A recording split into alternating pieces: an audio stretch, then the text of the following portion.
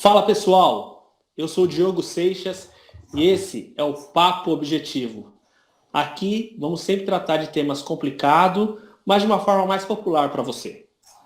Comigo aqui hoje, Luiz Augusto, Rodrigo Teixeira, Bruno Oliveira e uma participação especial muito legal do Anderson Luiz. Você quer saber o tema de hoje? Depois da vinheta.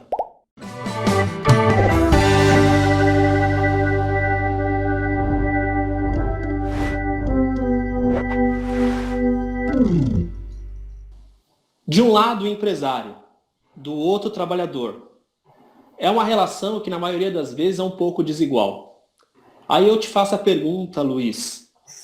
Na reforma trabalhista que foi aprovada em 2017, o trabalhador ganhou mais direito ou perdeu mais direito?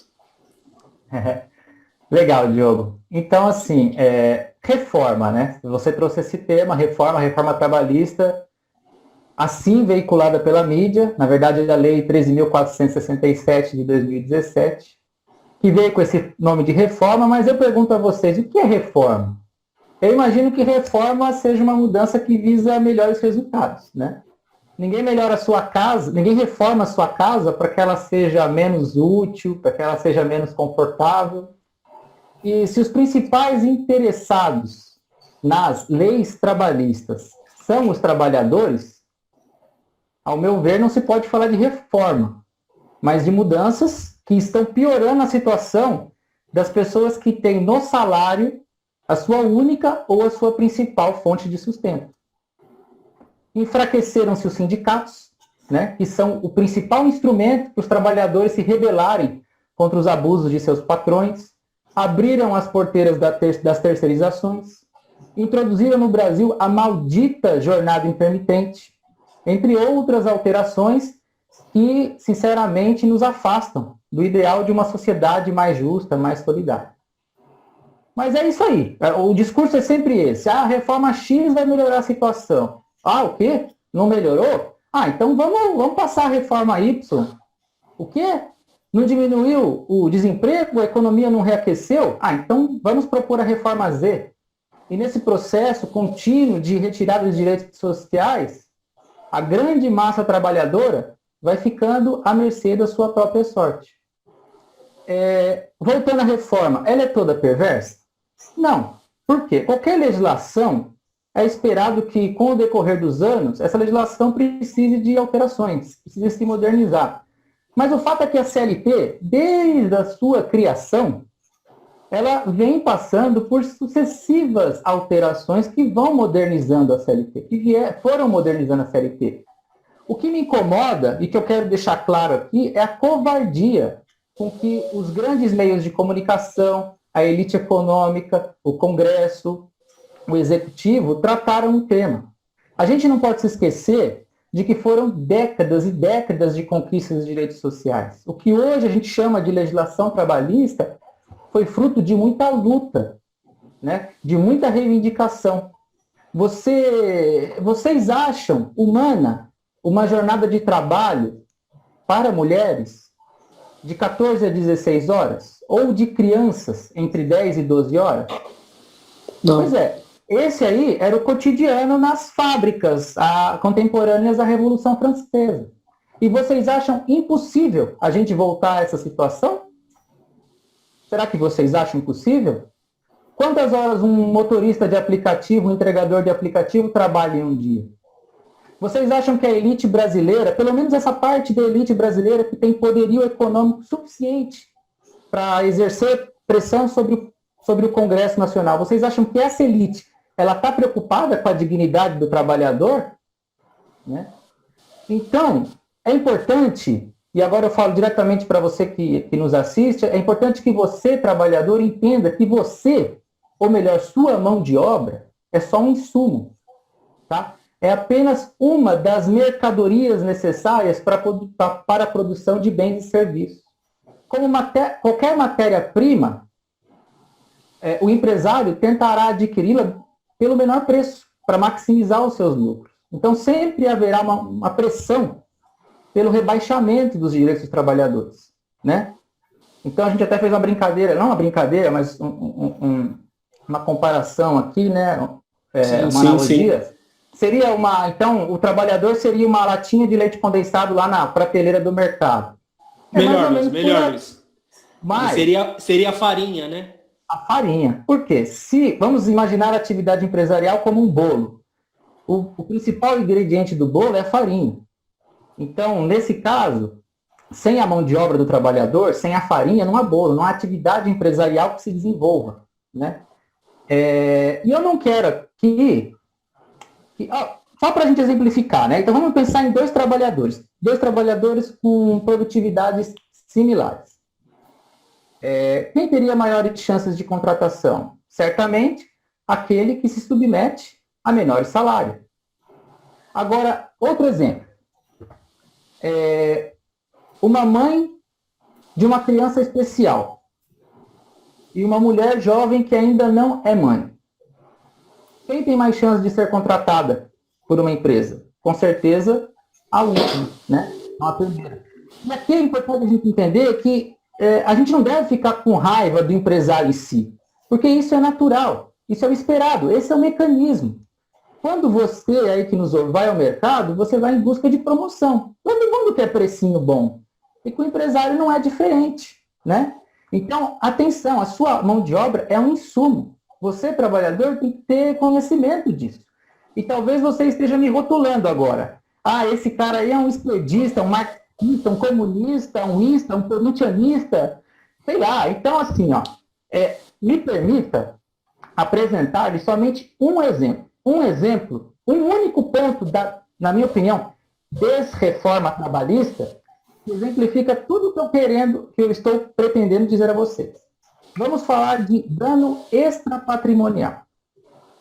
O que é dano extrapatrimonial? Bom, dano extrapatrimonial é aquele que não pode ser aferido em termos patrimoniais, econômicos. Então, exemplo, bateram no meu carro, certo? Qual é o valor do dano? É o valor do carro. O valor da indenização material é o valor do carro. Supondo que o carro deu perda total. Agora, imaginemos que neste mesmo acidente eu tenha saído com graves ferimentos, né? Com cicatrizes que eu carregarei pelo resto da minha vida, causando estigma social.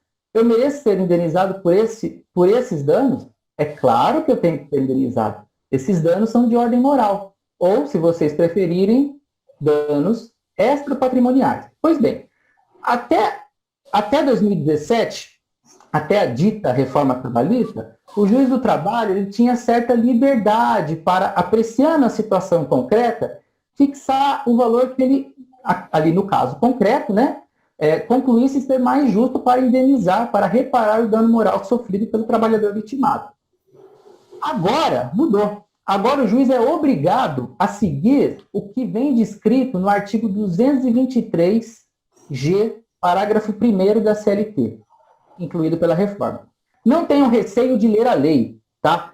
Esqueçam isso, de que a lei foi feita para poucos. A lei foi feita para todo mundo. E lei e receita de bolo não é algo muito diferente, não. É uma prescrição. Então, leiam a lei, discutam as leis, principalmente se forem de seu interesse imediato. Então, diz aí o artigo 223G, parágrafo 1º. Atenção, gente.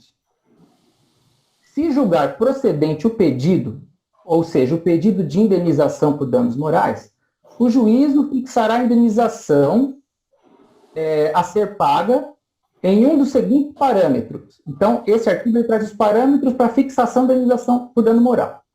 1. Se a natureza for de ofensa leve, até 3 vezes o último salário contratual do ofendido.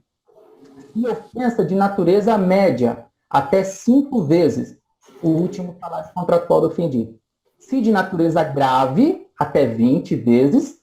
E se de natureza gravíssima, até 50 vezes o último salário. O dano moral passa a ser fixado em razão do último salário do trabalhador vitimado, em razão do salário. Vocês entenderam? Ainda vou exemplificar. Vamos imaginar um trabalhador da construção civil, tá? Um pedreiro que trabalha para uma dessas big construtoras e que ganha um salário mensal de R$ 1.500, beleza? Então vamos lá. Um trágico dia, o cidadão cai lá do 3º andar da obra porque não estava usando equipamento de proteção. E é importante frisar que o empregador ele tem a obrigação não só de fornecer o equipamento de proteção, mas de fiscalizar o seu uso. E se o empregado não utiliza, ele pode ser demitido por justa causa. Então, o cidadão caiu lá do terceiro andar porque não usava equipamento de proteção, né? Ou porque o empregador não forneceu, ou porque não fiscalizava, e ficou paraplégico, beleza? E ficou paraplégico. Agora, vamos nos colocar na posição de juiz. Paraplegia de um trabalhador é um dano leve, médio, grave ou gravíssimo? Gravíssimo, com certeza. Gravíssimo, né, Rodrigo? Então, beleza. Então, vamos aplicar a lei ao caso concreto. Salário mensal, 1.500. Dano gravíssimo, indenização até 50 vezes o último salário. 50 vezes 1.500, 75 mil reais. É o que esse cara vai ganhar, no máximo, pela indenização pelos danos morais.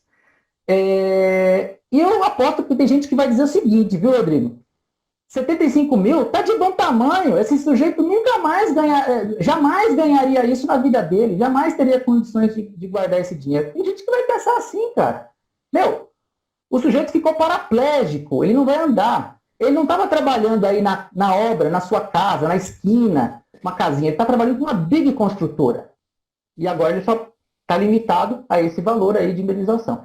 Agora vamos imaginar outro exemplo, na mesma obra. Vamos dizer um chefe de engenharia. Então tem um chefe de engenharia lá que ganha 20 mil reais de salário. E que, num dia qualquer, foi acusado pelo seu diretor, vamos dizer assim, de haver furtado um martelete ou um equipamento qualquer da obra. Ou seja, foi caluniado. Muito bem. Rodrigo, você acha que a calúnia aí, ela seria mais uma ofensa de natureza leve, grave ou gravíssima? Depende. Hipoteticamente, né? Hipoteticamente, porque realmente depende do caso concreto. Depende, mas hipoteticamente né? a gente... reputação da pessoa, né? Mas é algo importante.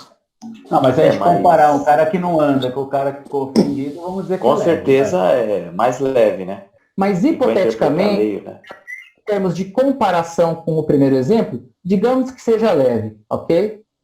Supondo que seja uma ofensa moral de natureza leve, e isso é hipotético, porque depende do caso concreto, de várias outras circunstâncias, mas supondo que seja leve. Então, segundo a lei, hoje, uma indenização de natureza leve, ela será de até 3 vezes o último salário. Então, esse engenheiro recebia 20 mil mensal de salário, vamos supor. E sejamos aqui juízes austeros, vamos aplicar o máximo para ofensa leve. 3 vezes o último salário, 3 vezes 20 mil, 60 mil. Aí vocês vão pensar, peraí, o primeiro trabalhador ficou paraplégico, cara, e vai receber quase o mesmo montante do segundo que foi caluniado. É estranho isso? Mas aí o problema está no fato do cara receber um salário muito baixo, né? O trabalhador da construção civil, o operário, né? Aí então, que está o problema, né? Na verdade, primeiro que o problema é o seguinte, as pessoas não saberem disso. E se elas não sabem, é porque não queriam que elas soubessem. O fato disso não ter vindo à tona, porque isso é a razão suficiente para todo mundo se rebelar contra essa reforma. Pelo menos contra alguns pontos da reforma. Agora, realmente não parece fazer sentido. Cadê o humanismo dessas pessoas? Cadê a preocupação com a dignidade do trabalhador? Qual que é a razão desse artigo? E aí é justamente isso, Rodrigo. Primeiro, a gente tem que entender que o Brasil é o 4º país do mundo em número de acidentes de trabalho. 4º. Se eu não me engano, está atrás da China, Indonésia e Índia. Certo? Segundo ponto, a gente tem que entender que a imensa maioria dos acidentados recebem salários baixos. Então, de quem seria o interesse de vincular a indenização por dano moral ao salário do trabalhador? De quem seria o interesse? Verdade. E assim, Luiz, a terceirização aumentou o acidente de trabalho também, porque o terceirizado ele tem menos treinamento, tem essa questão também. Aumentou muito os acidentes de trabalho. Não, legal o Rodrigo ter dado esse gancho aí, que eu acho que o Rodrigo pode até ajudar a gente agora aqui, porque ele tem vivência nisso, né, dessa questão da terceirização. Fala um pouquinho pra gente, Rodrigo. Já trabalhei terceirizado, mas assim, antes de contar um pouco sobre a minha experiência, tem uma coisa que me chama a atenção. Logo após a aprovação da nova lei trabalhista, eu lembro um caso que, para mim, foi emblemático. Uma faculdade do Rio de Janeiro, chamada Faculdade Estácio de Sá, ela demitiu 1.200 professores.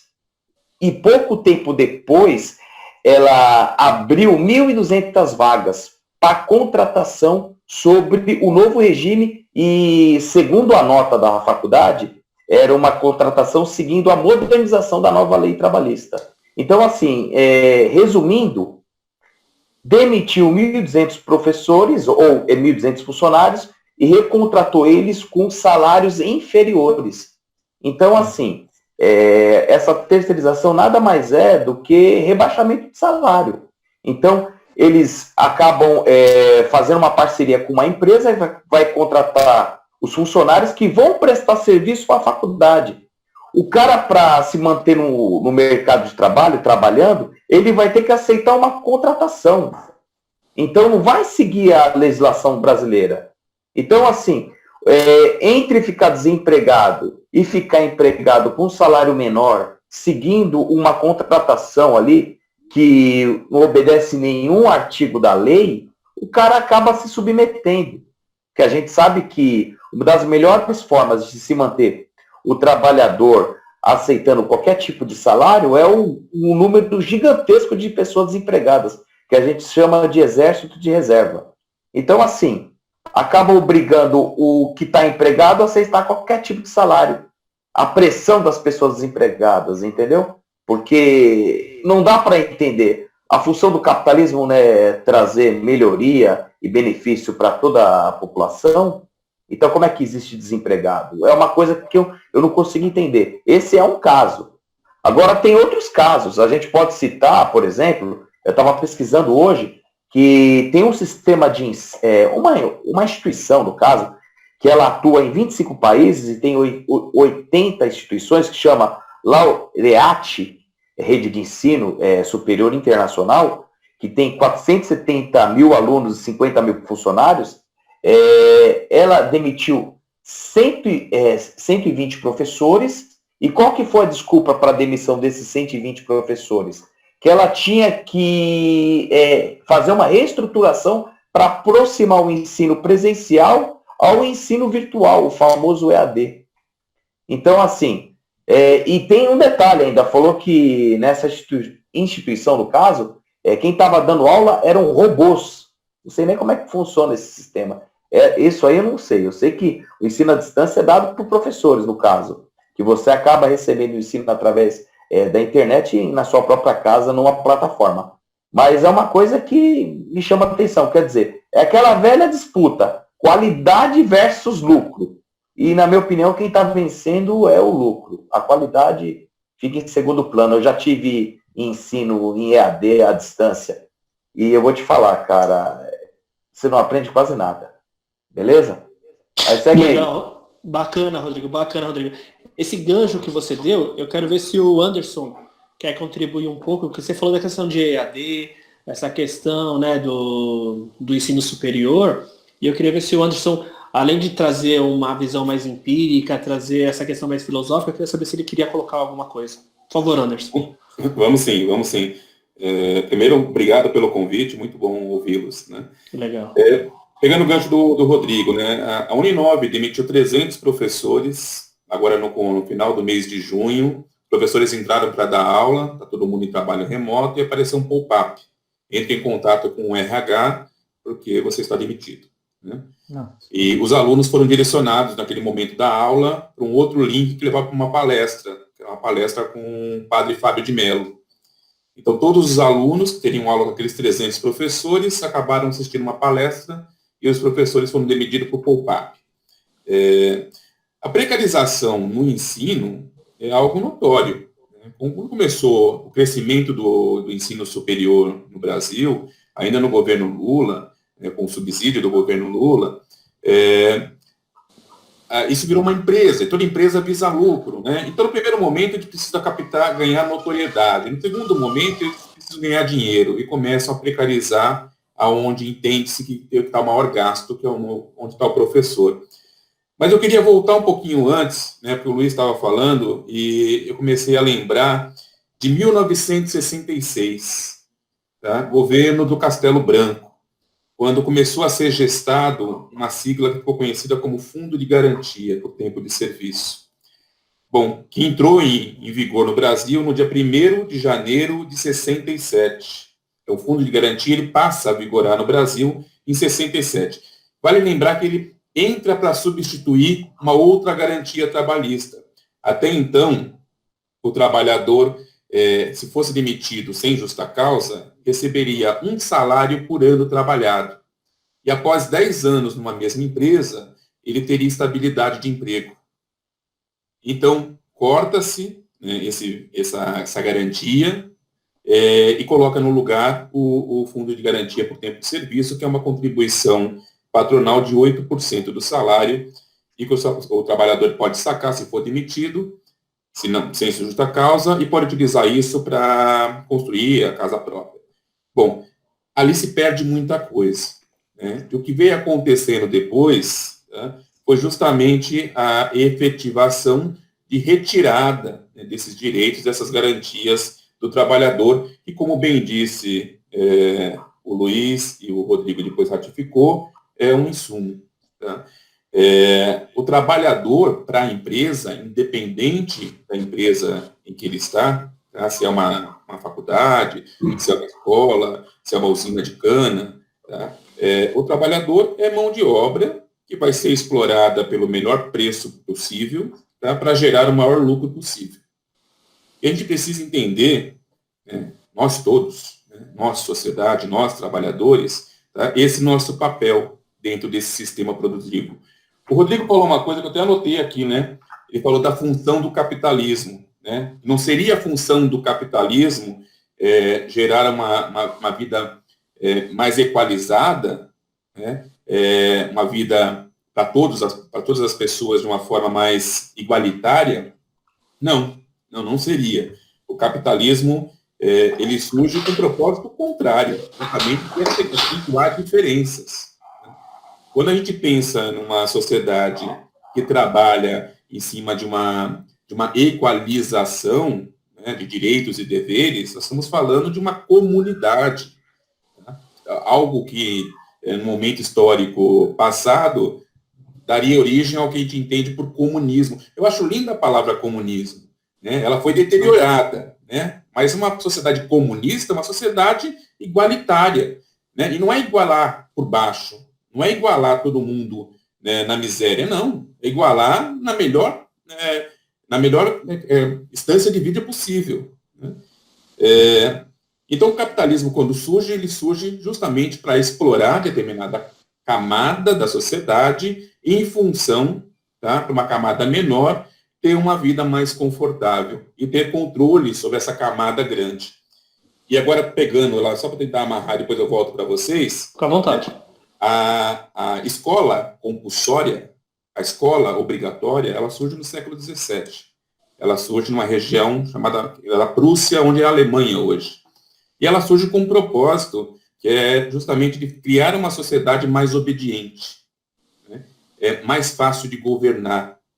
Então, você separa as crianças em salas, por idades, coloca lá, fecha essas crianças naquele ambiente, trabalha uma questão disciplinar, né, e fazer com que eles sintam, de fato, na pele, na dor, né, a disciplina, a obediência, e coloca para eles a verdade. Não a verdade que eu quero, né, que eles entendam. Eu construo uma verdade. A escola não veio para emancipar ninguém. Né? A escola veio para fazer com que, né, os mandatários conseguissem controlar aquela população de uma forma mais tranquila, mais fácil. Deu tão certo na Prússia que foi rapidamente apropriada pela França e depois se espalhou para o mundo inteiro. Então, quando a gente está falando de universidade hoje, né, e não dá para falar só da universidade, nós precisamos falar dos níveis anteriores, né, falar do ensino médio e fundamental, ainda hoje, a nossa raiz está em criar essa sociedade obediente. Ainda hoje, o aluno entra na escola para ser formado, para ganhar forma, quando ele deveria entrar numa escola para ser inconformado. E se esse aluno saísse de uma escola inconformado, tudo isso que vem acontecendo, né, sob os seus próprios olhos, né, à sua frente, essas mudanças todas que precarizam ainda mais aqueles que não são os caros, né, as pessoas mais frágeis da sociedade, não aconteceria de uma forma mais tão tranquila como acontece. Então, é importante resgatar esse contexto histórico, que a sociedade contemporânea, tá, ela foi edificada, e essa edificação, ela seguiu, vou falar aqui de 3 grandes pilares, né? Escola compulsória prussiana, o iluminismo francês, racionalização do mundo, e a Revolução Industrial. Tá? As coisas acontecem, tudo isso aconteceu no século XVII e desenhou, né, o que a gente entende hoje como pós-modernidade ou cibercultura, né? Foi sendo construída e nos trouxe onde estamos. E o Brasil é um ente, né, à parte, arcaico, dentro desse modelo todo. Nós estamos revivendo agora, né, num governo democraticamente eleito, tá, aquilo que a gente viveu num governo militar e golpista, como foi o de 64. Então, as coisas estão reacontecendo, estão se retomando, estão se repetindo, e a gente não está se dando conta disso. Vamos lá, Brunão. Você tem alguma coisa para complementar? Essa aula que o Anderson deu agora para a gente, e o Rodrigo e o Luiz também? Só professor aqui, né? É complicado, né? A gente quer... Nós que somos meros mortais, né? Nos sentimos um pouco aqui encurralados nesse cubinho aqui, né? Fica assim, né? Verdade. Mas eu acho que assim, né? Eu sou empresário, né? E venho de uma formação crítica, né? Também sempre busquei ter esse lado crítico, mas minha atuação profissional sempre foi praticamente como empresário. E eu acho que uma coisa importante, assim, que ficou muito evidente no que o Luiz falou, no que o Anderson também trouxe, é a questão, assim, dos interesses, né? Quer dizer, quando você empreende, obviamente, como empresário, você sente muito peso nas suas costas da responsabilidade de ter tudo aquilo como para funcionar, né? E eu sou um empresário que passei por uma situação já de quebrar, né? E hoje vivo um outro momento, mas, assim, é muito pesado. É muito pesado. Hoje me reerguendo, estou arcando ainda com todo aquele custo trabalhista do passado. Então, assim, então, obviamente, quando você coloca na balança, né, e ao mesmo tempo eu sou um empresário que vim de uma formação de São Bernardo do Campo, meu pai foi um dos primeiros candidatos a vereador do PT, lá em região de São Bernardo do Campo, quando o Lula ia almoçar no restaurante do meu pai, que era perto do sindicato. Então, ia lá, Dirceu. Então, quer dizer, dá para entender um pouco a importância dos direitos trabalhistas na minha família, né? E numa família de empreendedores. Então, por mais que sempre fomos empreendedores, sempre valorizamos, né, a parte dos direitos trabalhistas. Mas, então, assim, o que eu vejo é que são interesses. Então, quando você está com a corda no pescoço, ou quando você sempre tem aquela questão do seu interesse. E o que o trabalhador precisa pensar, e que falta muito nessa balança, é ele se reconhecer como classe trabalhadora, porque o empresário se reconhece como classe, né? Quer dizer, o empresário não frequenta o lugar do trabalhador, ele não vai nos restaurantes do trabalhador, ele não vai, o empresário ele se coloca muito em grupos, e o trabalhador também, mas na hora do vamos ver, o trabalhador não se soma, ele compra o discurso do empresário, né? Então, assim, por que a gente chegou nessa coisa cruel que o Luiz coloca aqui de uma forma muito, né, assim, com um exemplo muito concreto? Por que chega nisso? Porque quem faz lobby para o trabalhador? São os partidos que representam o trabalhador. Mas o próprio trabalhador não dá força para esses partidos. Ele não coloca um número significativo de representantes, né, para brigar para eles lá. E aí, a força do lobby, quer dizer, quem está fazendo lobby em Brasília? Empresário. Né? Que se você vê esse governo descara isso de uma forma assim... vergonhosa, né? Quer dizer... Mas, ô Bruno, só para não te cortar, mas assim, esse lobby que você fala que é feito em Brasília, sendo feito pela classe trabalhadora, deveria vir dos sindicatos. Mas só que os sindicatos foram muito enfraquecidos, né? Aí no dia de hoje, do jeito que está hoje, como é que a gente pensa que isso pode acontecer? Praticamente eu não vejo muito esperança nesse cenário, né? Assim, sim. Hoje seria se reconhecer de novo como classe e buscar formas de fortalecer o sindicato independente né, ou outras formas de organização. Mas eu acho que, assim, voltando naquilo que eu falei, eu acho que o problema do trabalhador é que ele compra o discurso do patrão. Sim. Né? Então, assim, como que você vai ter... Não tem esperança. para esse aspecto. Né? Eu vejo como empresário que para o trabalhador a situação é realmente cada vez mais difícil.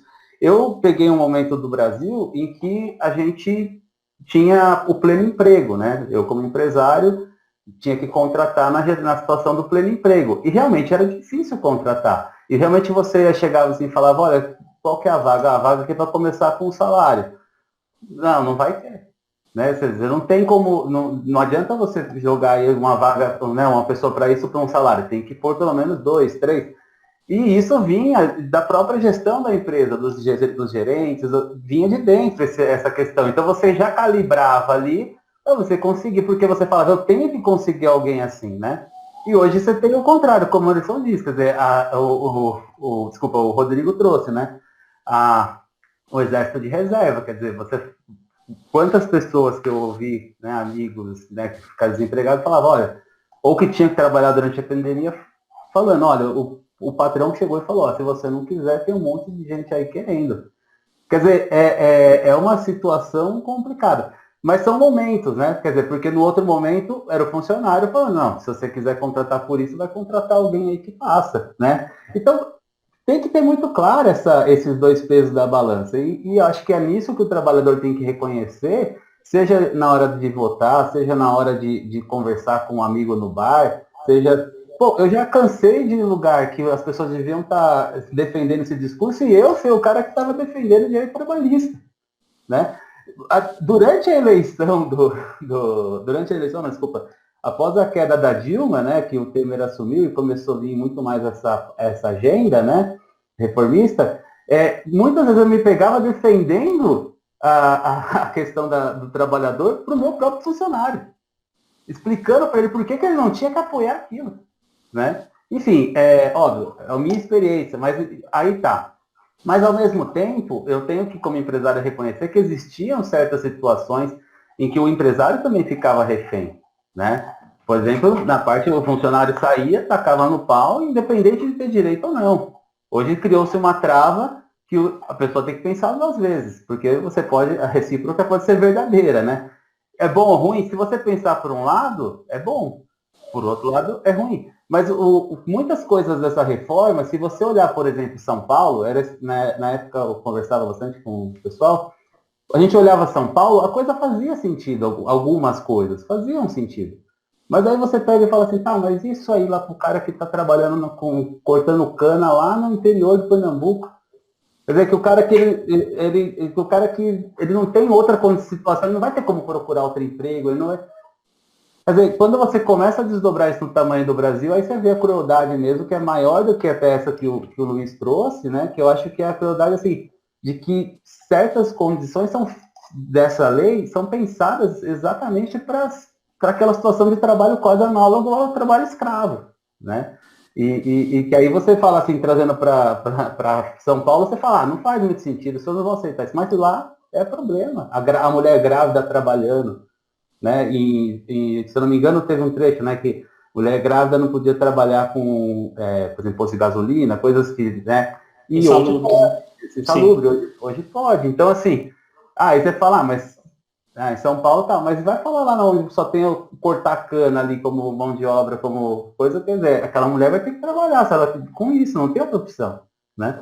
Não, Enfim, e isso é uma realidade ainda, né? Acho que quem mora em São Paulo, acho que não enxerga, só vive aqui.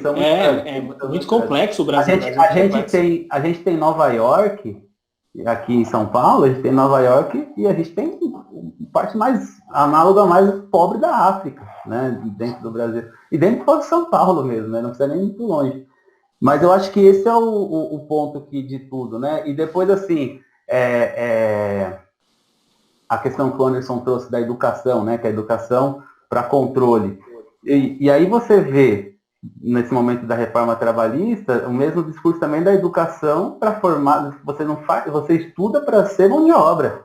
Quer dizer, o segundo grau, o aluno podendo escolher já, né, meio quase como um técnico e tal. Quer dizer, você já está conduzindo para transformar o ensino básico, né, já conduzir ele para ser um técnico no cara sair num jogo pronta, né?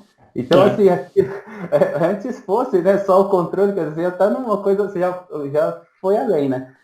Mas eu acho que como empresário, olhando assim, hoje, ficou certas coisas ficaram balanceadas, mas o maior problema dessa situação que a gente vive é a falta de esperança para o trabalhador de que ele vai conseguir reaver qualquer direito desse, né? E ver que, assim, porque eu sou comerciante, então eu sou um tipo de empresário que eu preciso que as pessoas ganhem dinheiro para comprar, né? E ver que cada vez mais a renda vai se concentrar. E eu sei que se a renda se concentrar, o meu tipo de produto vai sofrer.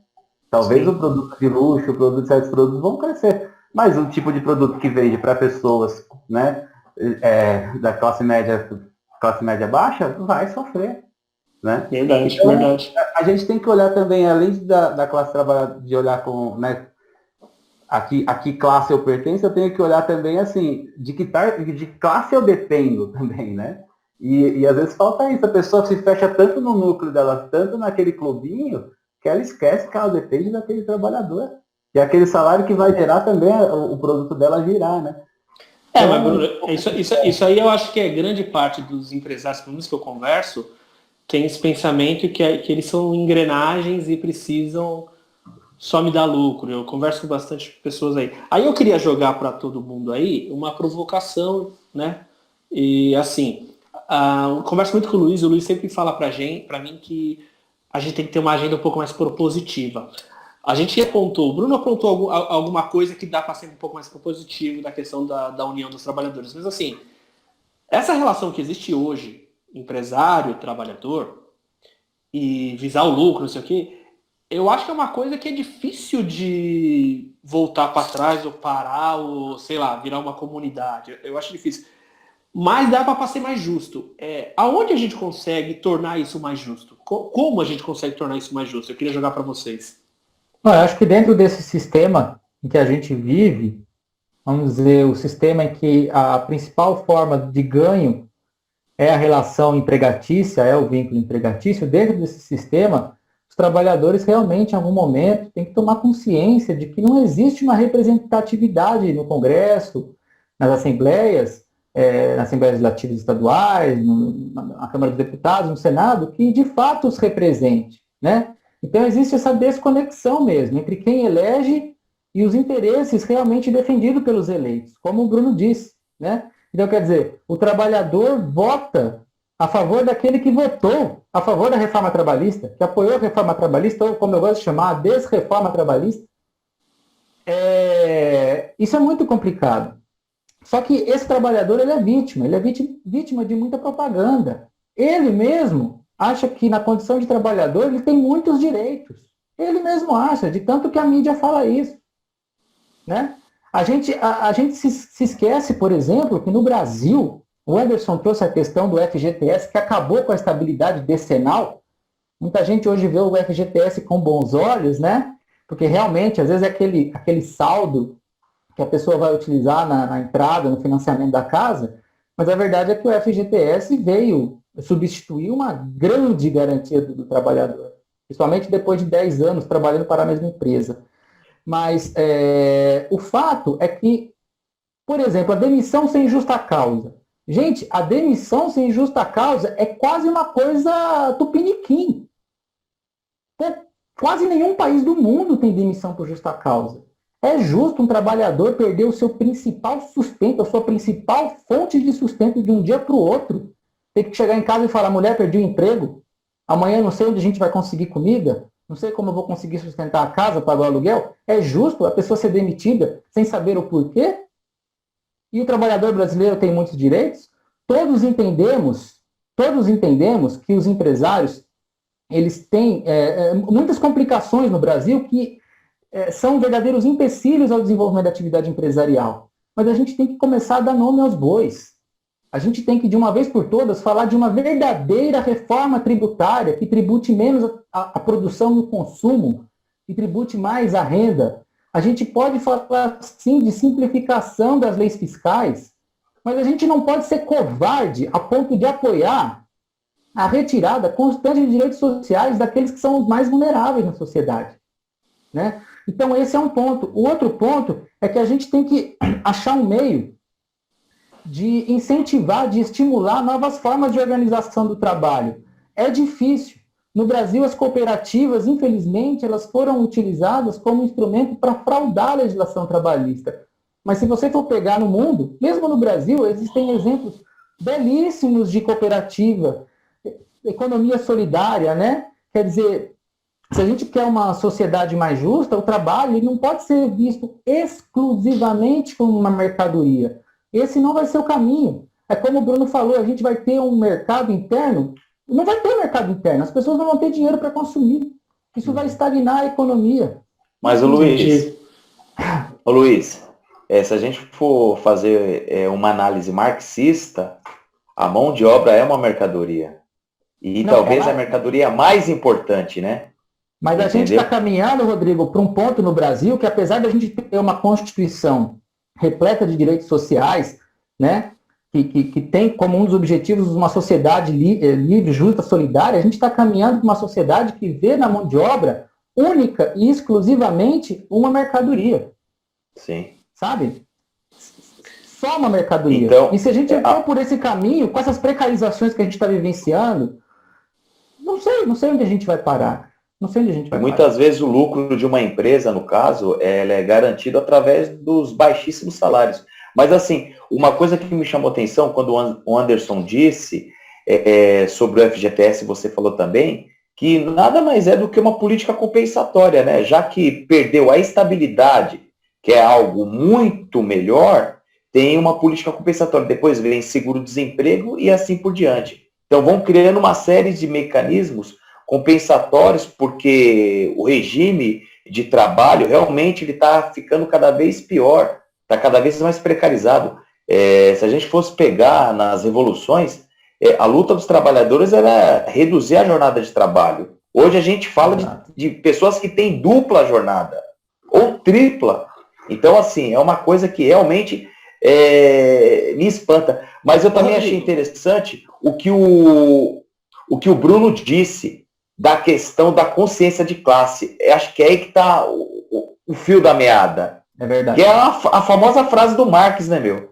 As ideias dominantes de uma época são as ideias da classe dominante. Então, o meio de propagação para convencer o trabalhador para lutar pelos próprios interesses do empresariado, a capacidade de propagação, eles controlam a imprensa, eles controlam o judiciário, exatamente, eles controlam a classe política, eles têm o controle do capital, da força produtiva, do maquinário. Então, quer dizer, o trabalhador acaba pensando parecido com o empresário, só que ele não tem os mesmos meios, né? Verdade. As condições financeiras, infelizmente. Não, vocês acham, então, que o capitalismo tá fadado, já está chegando no limite? Chegou no limite o capitalismo? Eu acho que até a questão que a gente tem agora com a própria pandemia vai antecipar um pouco novas tendências. Vamos dizer assim, o capitalismo como essência acho que não muda, né? Sempre vão ser empresas interessadas no lucro e tal, mas o interesse, a preocupação dela com o meio e com o entorno tende a ser maior, né? Algumas coisas vão... Por exemplo, eu estava ouvindo esses dias a questão ambiental, né? Hoje a maior crise que o governo tem, assim, a ameaça que o governo tem contra ele mesmo, vamos dizer assim, é ele deixar a Amazônia correr solta dos desmatamentos. Quer dizer, com o Covid, antecipou muito a preocupação dos fundos de investimento em investir em empresas limpas, em lugares que são preocupados com o meio ambiente. E esses fundos bilionários estão sendo obrigados a tirar dinheiro do Brasil, a não poderem colocar dinheiro no Brasil, por causa dessa política de desmatamento, né? Então eu vejo que assim, já é uma questão interessante, sempre teve isso. Então, eu tenho esperanças. Eu não acho que vai ser uma coisa assim tão diferente do que é o capitalismo, porque o interesse do lucro sempre vai estar. Mas eu acho que certas coisas precisam organizar. Por exemplo, uma empresa, né? Um dos maiores problemas que a gente tem no Brasil é a diferença salarial, que o Luiz colocou aqui de uma forma muito concreta, o cara que ganha 20 mil e o cara que ganha 1.000, né? Mas assim, essa concepção de que a diferença salarial pode ser infinita é muito nossa, ou de alguns países que se espelham muito nos Estados Unidos e tal. Outros países não têm, existe um certo padrão entre um salário e outro, né? Então, assim, eu estava conversando com um amigo meu que entrou um fundo de investimento na empresa dele. O cara era que nem eu, batalhador e tal, mas o cara acertou na veia. E esse fundo entrou tal, uns 2 anos depois que o fundo entrou, fui falar com ele, ele falou, cara, hoje eu estou sendo obrigado a ganhar 100 mil reais. Eu não quero. Ele falou, não faço questão de ganhar isso. Mas o fundo me obrigou a ganhar 100 mil reais. Aí você fala, aí eu falei, mas qual que é o salário mais baixo da empresa? É o salário mínimo. Porra! Você está falando de uma diferença aí de 80 vezes, 90 vezes? É muito. Como é que pode alguém ganhar o que o outro vai ganhar talvez na vida inteira do cara? Tipo, é uma coisa... E a gente aceita isso como normal. Muitas empresas começam com essa bagunça, porque o cara mistura, assim, empresas menores, mistura salário com prolabore e lucro, quer dizer, não sabe muita diferença, enquanto que o cara pode muito bem ter uma empresa muito rentável e ter uma diferença salarial entre o menor e o maior controlada. Fala, minha empresa vai ganhar no máximo 10 vezes o salário maior do salário menor. Ele pode fazer isso sem prejudicar ele, porque ele ganha o lucro. Então, e depois no lucro ele pode também entender outras formas de fazer. Mas é toda uma confusão que existe que vai entrando na nossa cultura e a gente vai aceitando. E tudo isso deturpa tudo, né? Assim, um pouco ideias... Sim. Aí, Bruno, você falou interessante. Aí fortalece o mercado interno, né? Se o cara tem um salário melhor, ele vai passar a consumir mais, né? Acho que a lógica é essa. E a diferença salarial ser menor. Eu não sou contra a ideia de capitalismo, entendeu? Eu por mim, acabaria, mas assim, se fosse uma coisa mais justa, uma social-democracia, porque tem até um partido aqui no Brasil bastante famoso, que ele usa, né, a sigla social-democracia. Mas o Brasil não tem social-democracia, nunca teve. Aqui é um capitalismo periférico dependente, onde o que vale é a superexploração do trabalho. Tanto é que, depois eu vou até citar aqui como referência, o professor Ricardo Antunes, cara. Eu já li alguns livros dele. Quer dizer, aqui o que vale é a máxima exploração. Tem até casos, no caso não foi no Brasil, ele falou na China, que de uma loja, no caso, que as funcionárias tinham que usar fraldas. Foi proposto a utilização de fraldas para elas não irem nem no banheiro, para não parar de trabalhar. Quer dizer, o negócio é brutal. Sim, entendeu? Sim. Mas eu achei interessante. E também você falou da consciência de classe. Eu acho que legal. Legal, Rodrigo. Eu queria colocar o Anderson nesse papo aí, que acho que o Anderson pode dar uma contribuição fantástica. Vamos lá, Anderson? Deixa eu entrar. Eu vou até pegar a primeira pergunta, mas eu vou... que você fez. Né? Bora.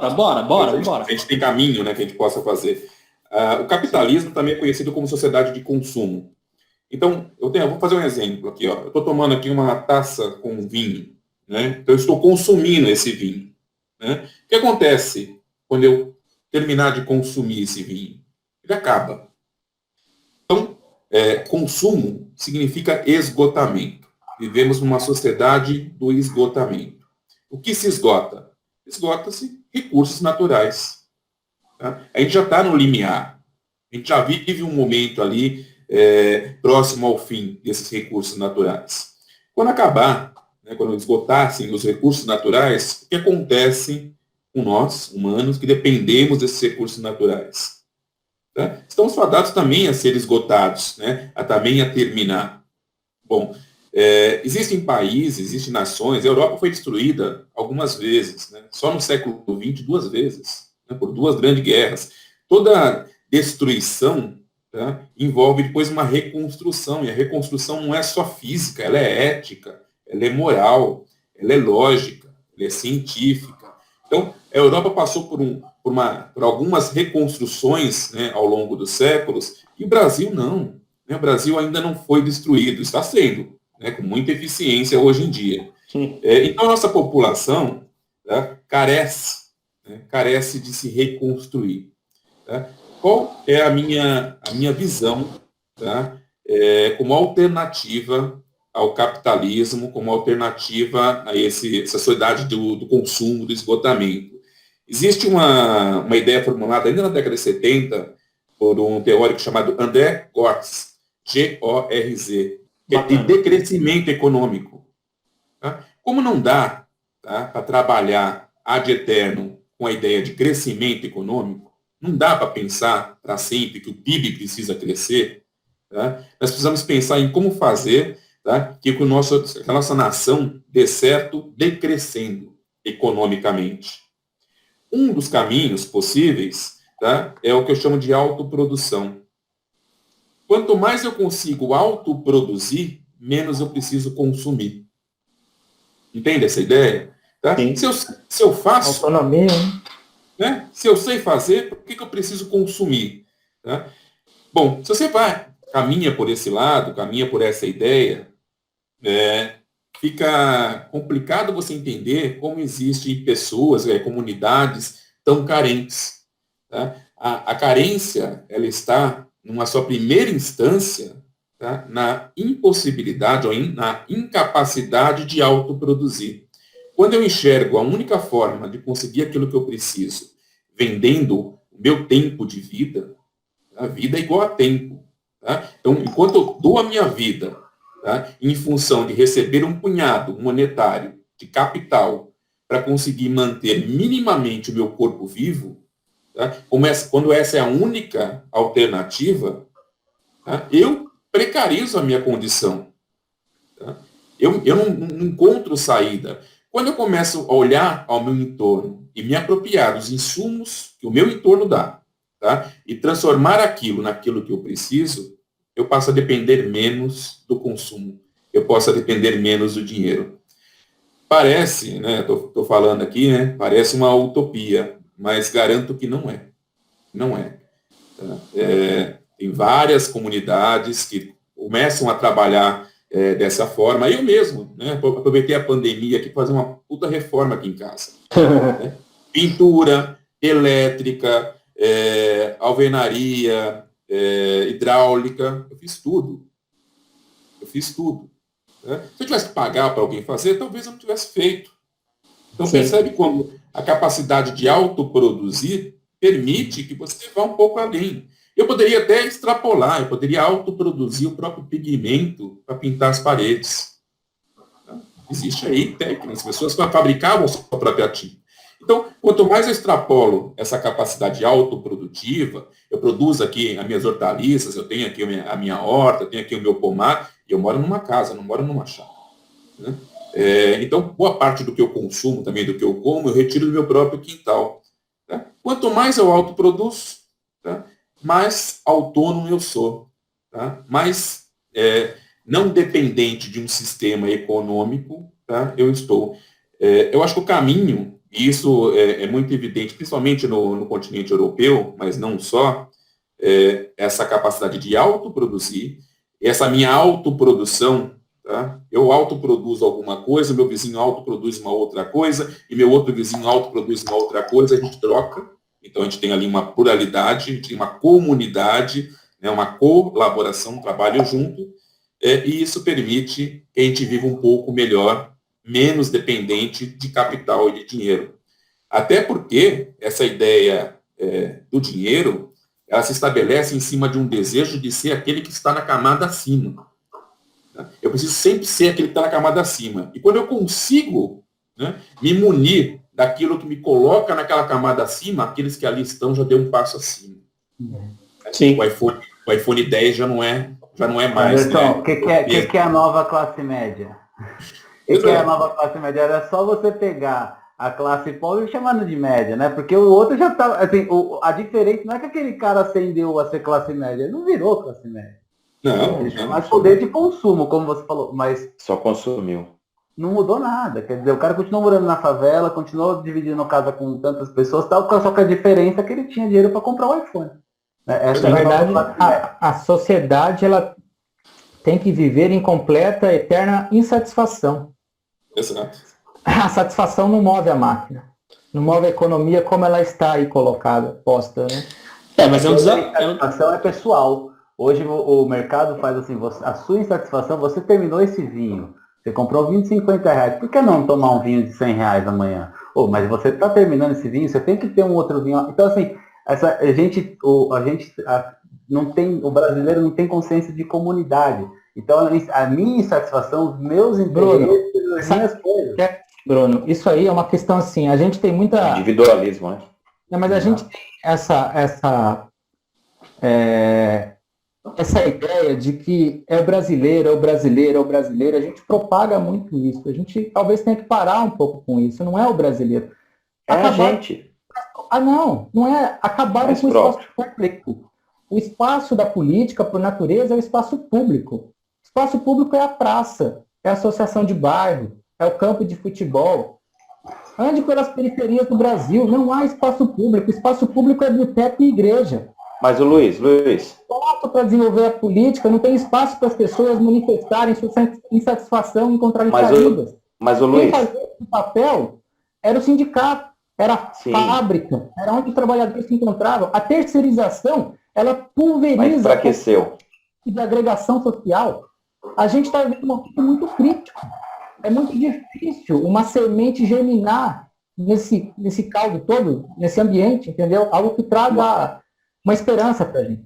Mas ô Luiz, então, mas aí entra aquilo que o Bruno disse, cara, falta consciência de classe. Você, em uma mesma empresa, você tem um funcionário contratado pela própria empresa e o funcionário terceirizado. Sim. Então, como é que eles vão se ver como iguais se já existe uma diferença entre eles, entendeu? Em termos salariais e de formas de contratação, de direitos, assim por diante. Então, eles foram cada vez mais dividindo a classe trabalhadora em várias faixas, que nem o Bruno disse também, que a visão dele de empresário, para mim, é importante, porque eu quero saber como é que os caras pensam, entendeu?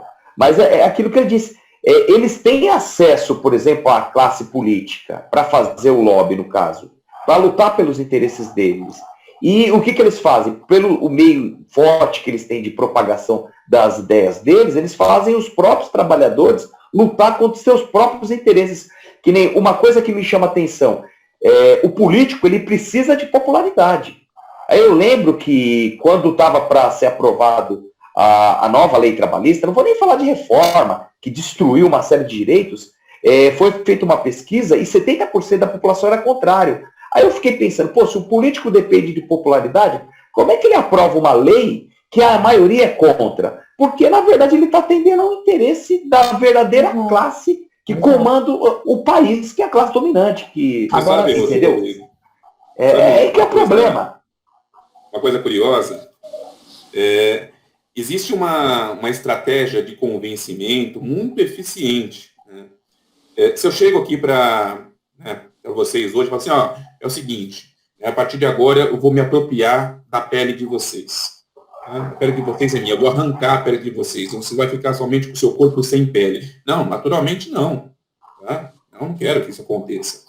Mas eu vou contando uma historinha para vocês, tá? De como é eficiente, de como é bacana você não ter pele, tá? De você poder alugar a pele comigo de outro, você vai poder... Eu vou contando essa historinha e isso vai te convencendo. A última grande falácia que se construiu, a partir da primeira década dos anos 2000, foi a ideia do empreendedorismo. É verdade. E quando você vê empreendedorismo, né, você vê todo mundo falando, a mídia falando, os empresários falando, criam-se instituições, o Sebrae que vai, né, apoiar o empreendedorismo, o governo começa a apoiar o empreendedorismo, você fala assim, alguma coisa está errada. Tá? Porque os grandes empresários, tá, eles não querem que a gente sente na mesa com eles e compartilhe o caviar à lagosta. Eu não estou possibilitando empreendedorismo, uma ideia de comunismo, vamos colocar todo mundo, deixar todo mundo rico, né? Todo mundo vai empreender, vai ser rico. Não. Isso foi uma forma de se construindo uma ideia de quando eu falo assim, eu vou retirar de vocês os direitos trabalhistas de pessoa física, tá? Você não sente porque você agora é PJ. Você é uma empresa. Tá? Você carrega a sua empresa nas costas. Né? A sua filial vai nas costas, escrito ali RAP. Então, essa ideia, né, veio sendo construída ainda lá nos primeiros anos dos anos 2000, tá? E se efetiva agora. Porém, né, aconteceu lá a retirada da Dilma, o Temer entrou, a primeira coisa que ele fez. A toque de caixa. Era a reforma, tá? Estava na gaveta. Tiraram e colocaram para votação. Sem debate social, sem nada. Deixa eu falar só uma coisa. Continua, Anderson. Continua. Não, só ia concluir nesse sentido. Que todas essas mudanças, né, mesmo a mudança que pegou e tirou do indivíduo, tá, a sua autonomia produtiva e colocou ele dentro de uma caixa, né, para ele produzir para alguém, tá, passou por um convencimento antes que aquilo seria bacana para ele. A ideia de modernidade, e lá no começo o Luiz pegou e falou, né? Falou o termo modernidade, moderno, ser moderno, a ideia de modernidade era a construção dessa utopia, de no futuro eu poder me dedicar mais à vida em função do meu trabalho. Então, eu gero ali uma instância nova daquele indivíduo, ele passa a ser o operário, que opera a máquina. Depois eu dou um passo além e crio o funcionário, aquele que funciona em função da máquina. Depois eu venho um passo além ainda, crio o usuário, que é aquele que é usado pela máquina.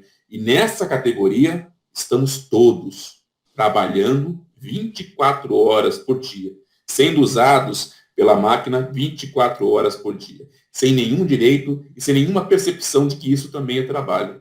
Vai lá. Uma coisa que eu achei interessante na sua fala, o Anderson, quando você falou da questão da escola. Realmente a escola ela é estruturada para preparar a pessoa, nem para o mercado de trabalho, mas para ser obediente mesmo. Aí entra aquela ideia do Michel Foucault mesmo, do vigiar e punir. Eu falo para os alunos, toda vez que eu estou dentro da sala de aula, eu falo assim, eu sou um, vocês são 40, e vocês pedem permissão para ir no banheiro para mim.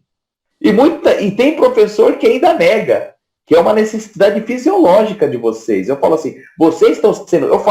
Eu para provocar mais eles, eu falo da questão de que eles estão sendo ensinados para ser cordeiro, obediente. Eu falo, vocês usam uniforme, vocês cumprem horário, entendeu? Vocês respeitam uma série de regras, tem nota, entendeu? Tem promoção de um ano para o outro. Então eu falo assim, a escola ela é uma micro, ensinando o cara a lógica da empresa mesmo, realmente. Correto, com certeza. É mão de obra barata e massa acéfala, né?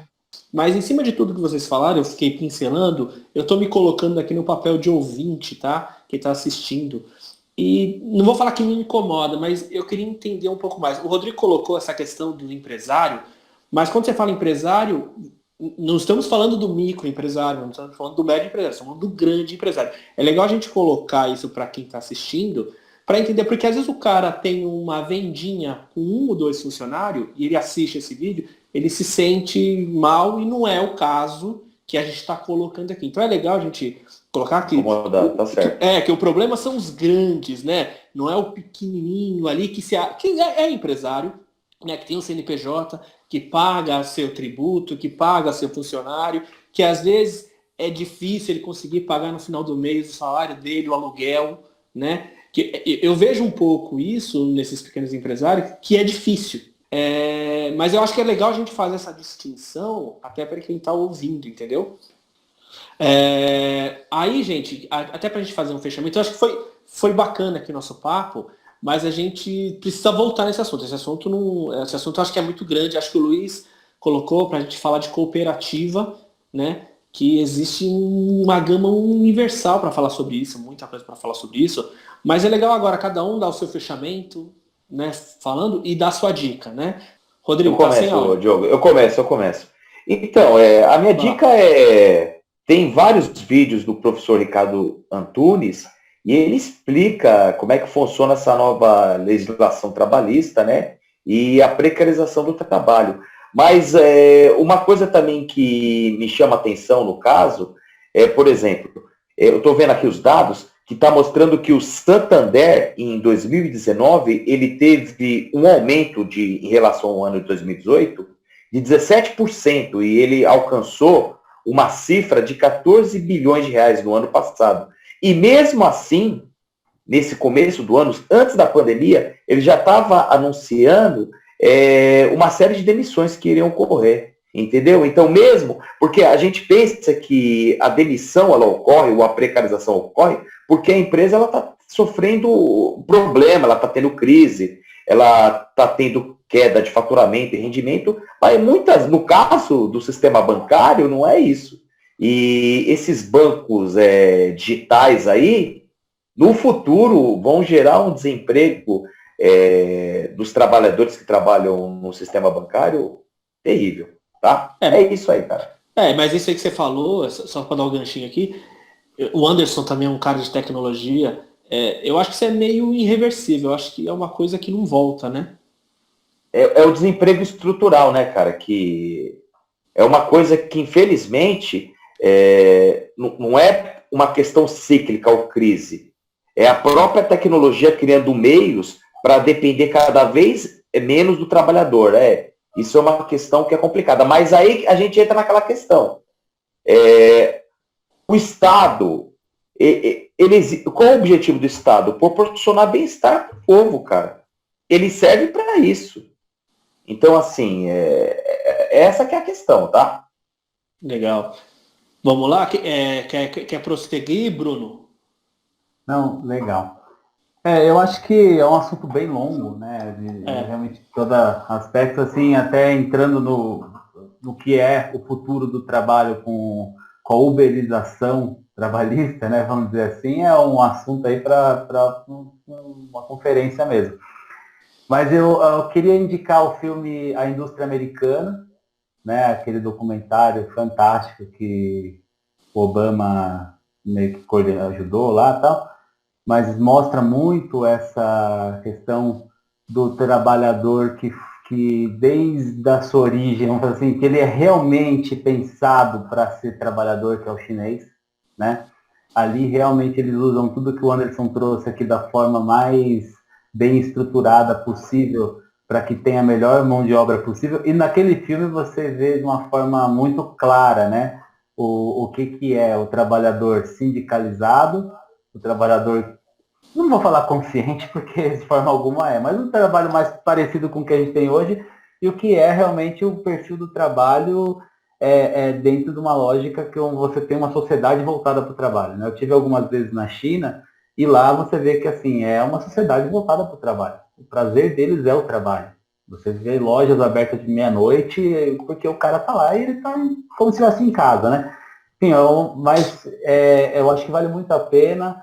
Tem muito desse conflito sindicato, interesses, empresas, lobby, então fica essa dica.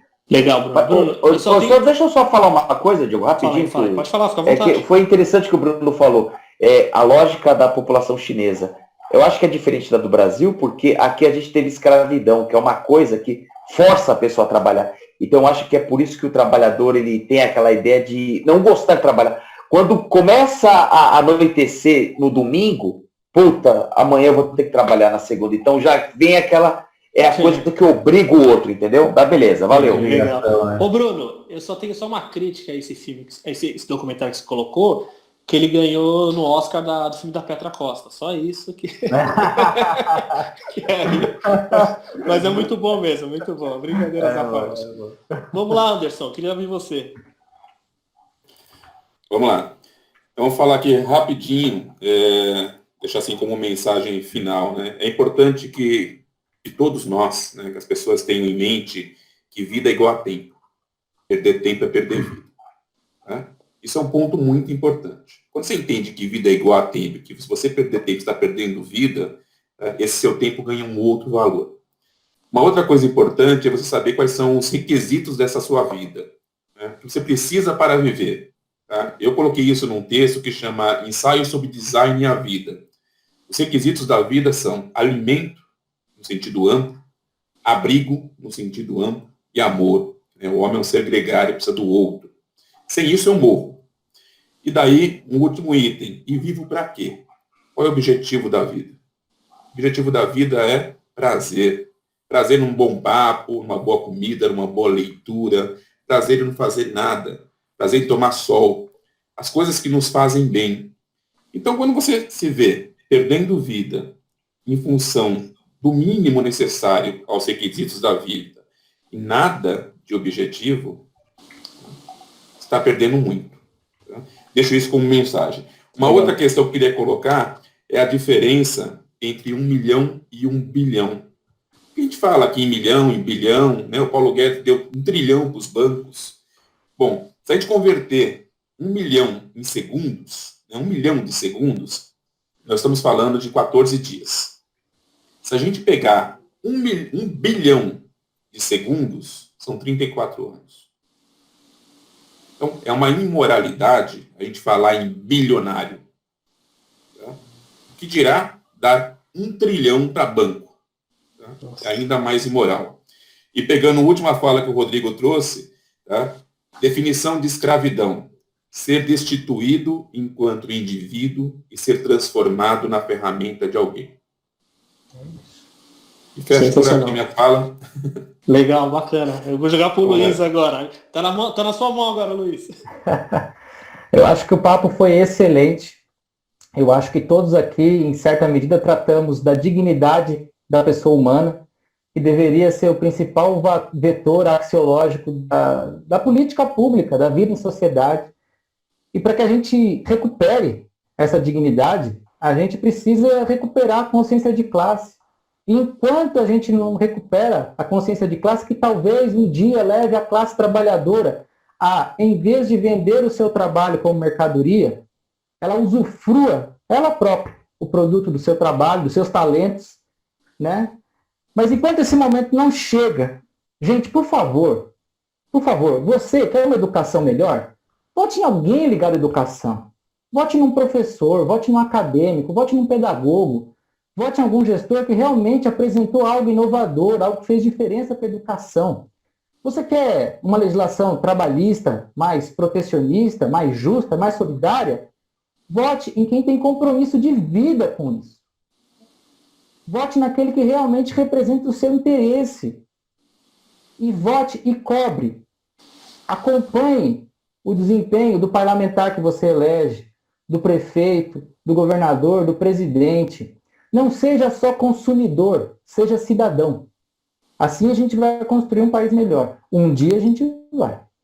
E a minha sugestão para hoje é um documentário super curtinho, chamado Vidas Entregues. Está no YouTube aí, para quem quiser. Bacana. Eu queria só falar uma coisa em cima da fala do Luiz. O dia que você puder frequentar o restaurante bacana, para os bacanas, aquele restaurante não vai mais ser bacana. Né? Então tenha consciência, é aproveitar, não precisa estar no bacana. Né? Não tenha isso como uma missão de vida. Aproveite, é o que se tem, é o que o Anderson trouxe aqui, que eu gostei muito da fala do Anderson. Obrigado, viu, Anderson? Assim, acho que é isso, né? Vida é tempo e é prazer. Trabalho tem que ser, o objetivo final tem que ser prazer. Não faz sentido as pessoas hoje, né, estarem cansadas de ficar em casa. Não tem algo errado com isso, né? Vamos pensar um pouco, né? Então, obrigado, Anderson. Acho que você trouxe reflexões muito boas aí. Foi fantástico o papo foi prazeroso. Eu acho que o fechamento da conversa me surpreendeu. Eu estava com uma expectativa mais não de confronto, mas não essa expectativa. Eu fiquei com uma esperança agora. Eu não estava com tanta esperança no começo do nosso papo. E isso é bacana, isso é legal, né? Uma vez eu conversei com o Luiz, e o Luiz jogou isso para mim. Ele falou assim: Diogo, o status que você está hoje, você trocaria para todo mundo ter a mesma condição de vida, mas todo mundo tem uma condição de vida boa, tranquila? Eu falei, é na hora. É na hora que eu trocaria isso. Porque às vezes eu fico pensando que a gente chega num status com muito dinheiro, só que a gente vai ter que colocar nosso filho numa escola particular, então eu vou ter que pagar 2 vezes. Eu vou ter que pagar um plano de saúde, então eu estou pagando 2 vezes que eu pago imposto. Eu tenho que blindar o meu carro porque eu tenho medo da rua. Porque a desigualdade social é absurda, está crescendo, e a gente não consegue ver essa questão da humanidade, né? Então, eu me pego pensando nisso, será que estamos caminhando para uma sociedade legal? Será que é isso? Então, eu deixo Ô, Diogo, fala. Um dia, o meu pai, ele é aquele sábio da vida, né, da vivência. Ele falou assim, tudo que precisa de muita propaganda é porque não é bom. Esse modo de vida nosso atual, ele precisa de muita propaganda. Dia e noite, nós somos bombardeados por propaganda, né? Legal, não é seja, é tenha. Tenha para ser, ou melhor, a gente agora já está num patamar acima. Pareça ter para ser, né? Você não precisa ter o carro, você financia o carro. Enquanto você está financiando o carro, você está sendo bambambam. Depois você deixa o carro numa esquina, a financeira vem e toma. Você financia outro. Então, assim, a gente é bombardeado. Deixou de pagar 3 meses da busca e apreensão, é verdade. Então. Ô Anderson, não sei se você consegue, se você tem esse dado, se você tem noção, mas a quantidade de informação que a gente recebe hoje, esse bombardeamento de propaganda, você tem mais ou menos essa ideia de dimensão disso? Não de quantidade, não consigo mensurar aqui no número, né? Mas o que eu posso dizer aqui é que a realidade que vivemos, ela é criada, tá? Ela é artificial, Exatamente. ela é falsa. A gente vive numa realidade falsa. Fazendo uma analogia, todo mundo indicou aí um vídeo, fala assim, quem não viu ainda, veja, quem já viu, reveja, Matrix 1. Aquele momento que o Neo, né, se desconecta daquela bolha, né, solta os seus cabos, e nós estamos aqui agora ligados aos nossos cabos, né, ao mouse, ao fone, né, ao celular. Quando ele solta tudo aquilo e olha por fora, né, e ele vê toda aquela invenção. Tem uma frase do Saramago que é muito bacana, que vai no mesmo sentido, que fala assim, só é possível ver a ilha saindo dela. Se você não sai da ilha, você não enxerga a ilha. Tá? Então, nós estamos dentro da ilha. Estamos dentro dessa ilha criada. Tá? Precisamos sair dela, tá? Para poder dar de cara. E não é a imagem talvez não seja aquela de quando você está dentro. Talvez a imagem seja aquela que o Neo teve quando ele saiu da Matrix. Né? Aquela parafernália, aquela coisa assustadora. Tá? Mas eu sou favorável à verdade. Doa a quem doer. E normalmente dói mais. Verdade, né? verdade.